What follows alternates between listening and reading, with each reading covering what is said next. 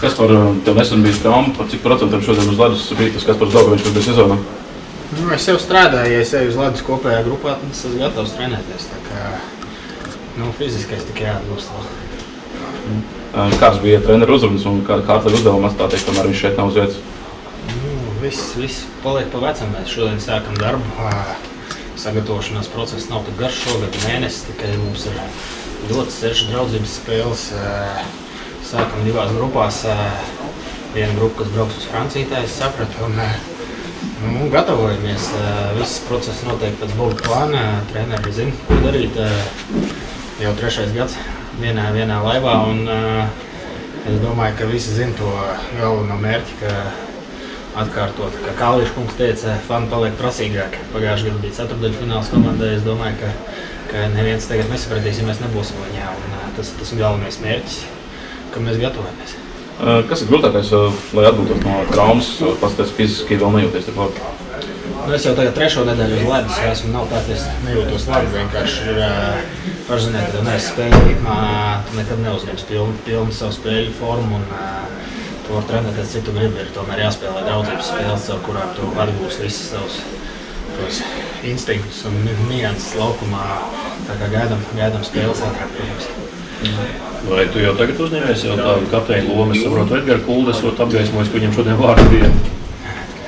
Es nezinu, kapteiņu loma, treneri Ilons, kas būs kapteiņi. Esmu bijis tajā pozīcijā, tā kā ir kāda mums, kā jau mēs smējāmies. Tagad jau viena no vecākajiem ģērbtuvēm mēs paliekam. Ir daudz jaunu džeki un pagaidām nav ko īsti uzņemties. Mēs nākam visi kopā un daram darbu. Ir piesakusies tā realitātes sajūta, par ko tu jau minēji.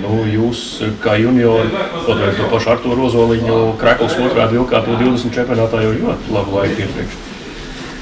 Ja godīgi, tā sajūta nav piesakusies, ka es palieku vecāks. Vienkārši tā sajūta, ka es pagājušajā nespēlēju izlasēs, ka tagad tāds liels posms liekas starpā un nebija to pavasari pagājušo šeit.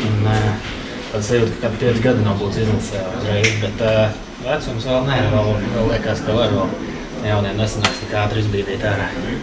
Bet tā tradīcija ir ieskaņojusies. Šogad Mogo arī grieza visu Krekls uz otru pusi. Tā ir no tevis ideja, vai tu kaut kur vari aizgūt? Es nezinu, mēs vienkārši to emociju vilnī darījām. Droši vien, ka no mums nošpakojam.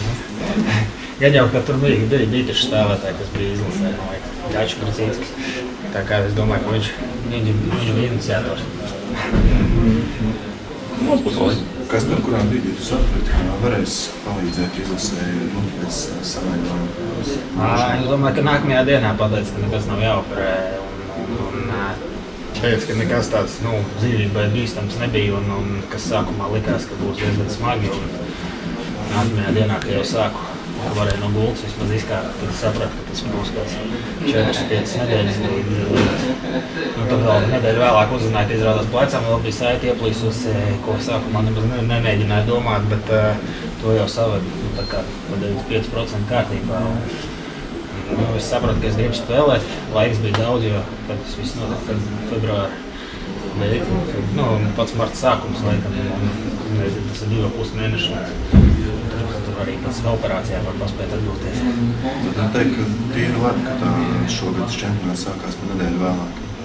Nē, es labprāt gribētu, lai viņš sākās pēc 2 nedēļām. Mums arī atvaļinājums sanāk kaut kāds ilgāks, drusciņu vasarā pabūt ar ģimenēm, bet, protams, ka tas čempionāts ir ļoti vēlu. Tas kā dod savu, ka tu vari gatavoties viņam, bet visi jau zina, ka spēlējot KHL, tas hokejs gan arī sanāk cauri gadu, jo tu brauc uz pasaules čempionātu. Tomēr tu atbrauc māja beigās. Liekas, ka ir pusotrs mēnesis līdz nometnē, bet tas jāpaliek trenējoties, lai tu nenosprāgtu nometnē kādā. Tā kā ar ģimenēm var nesanāk īsti atpūsties. Tā kā jāziedoja savs brīvais laiks, lai spēlētu izlasē. Bija kāda uzruna no tevis, jo dzirdējām, ka Ozols pateica, ka bija ābolu uzruna, es aizskatu, ko pateica, kaut kā arī pateica visiem pārējiem džekiem ģērbtuvē. Man nav jāsaka nekādas uzrunas. Es nāku trenēties, noklausījos, ko treneri mums saka un gāju uz zāli strādāt.